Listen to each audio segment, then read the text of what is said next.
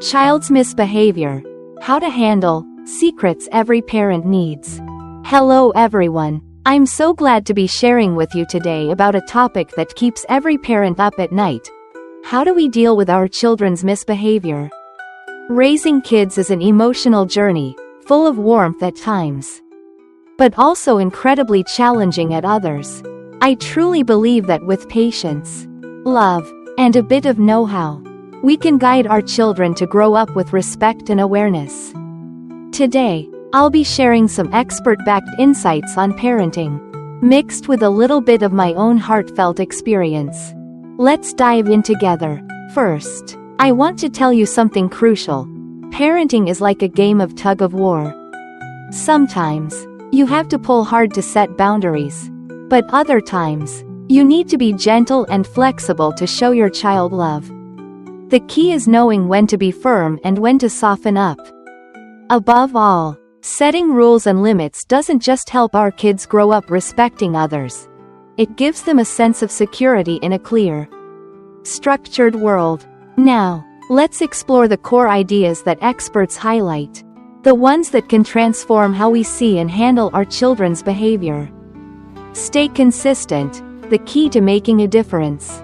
Friends, have you ever felt exhausted because your child keeps repeating the same bad behavior, even after you've corrected them a dozen times? I get it. I've been there too.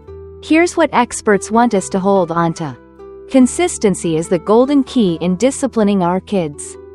When we set rules or consequences for misbehavior, we have to follow through with what we say. For example, if you tell your child that a timeout, a moment to sit quietly and calm down, is the consequence for acting out, then make sure it happens. Don't just warn them without acting, because that makes them stop trusting your words. I remember once telling my child that if they didn't pick up their toys, they wouldn't get to watch cartoons. But then I gave in and let them watch anyway. Guess what? The next time, they didn't listen to me at all. That's when I realized empty threats, without follow-through, only weaken our authority. So, let's only give warnings we can actually enforce. Okay? And here's something close to my heart. Our kids learn from watching us.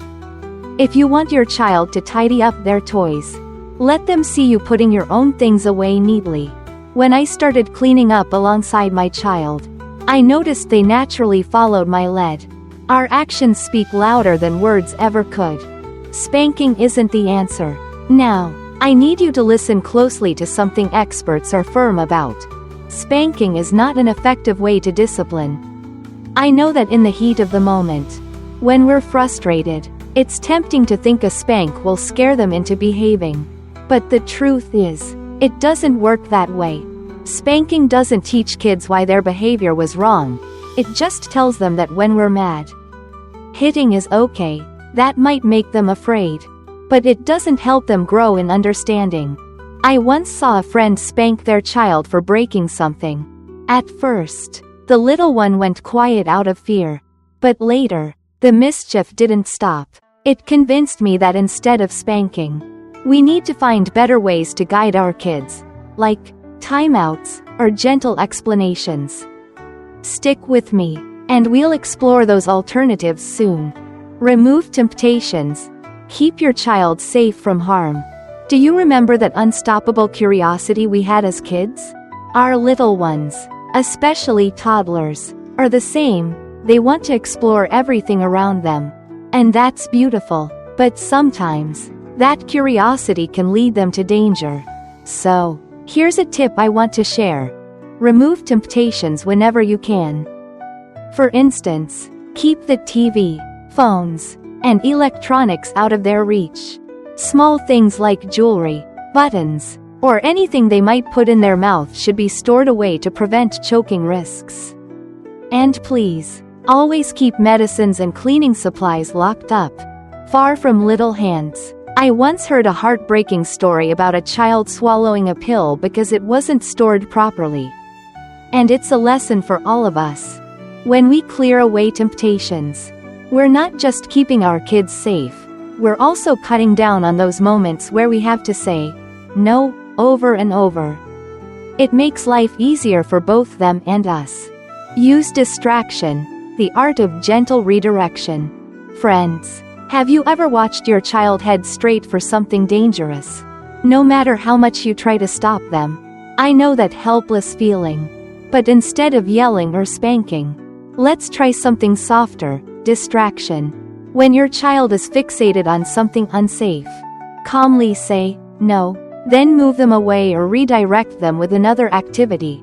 For example, if my child tries to touch an electrical outlet, I'll say, no, that's dangerous, and quickly hand them a toy or start singing a song together. It shifts their focus without a fuss. Keeping the peace at home. Here's the big thing to remember. At a young age, kids can't connect their actions to physical punishment. That's why spanking doesn't work. Distraction, on the other hand, keeps them safe and teaches them gently, without hurting the bond we share. Time out, the calm corner, a tool that works. Now, let's talk about a discipline method I think many of you will find helpful, the time out. Or what I like to call the calm corner. When your child hits, bites, or throws food, we need to show them that's not okay. Gently explain why the behavior isn't acceptable. Then take them to a quiet spot to cool off. The timeout doesn't need to be long. Experts say about 1 minute per year of age works well, so a 2-year-old gets 2 minutes. Longer than that doesn't help and might even backfire if they get up before you say it's over. The first time I tried a timeout with my child, I was nervous, but seeing them calm down and start to understand made me feel so relieved. One key thing: make sure the timeout spot is free of distractions, no toys, no TV, and while they're there, don't talk to them or make eye contact. It helps them focus on settling down instead of trying to get our attention. Closing words. A journey to a happy family. Dear friends, raising kids isn't easy, but it's absolutely worth it.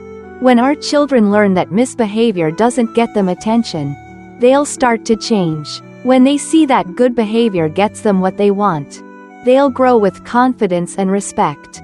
And as their language and skills improve, those tantrums will fade, replaced by understanding. I hope these insights give you the tools to feel stronger in your parenting journey. Stay consistent, led with love, and above all, be the example your child follows. We don't have to be perfect, but we can try a little harder each day to give our kids a childhood worth cherishing. Thank you for listening, and I wish us all the joy of building happy families together.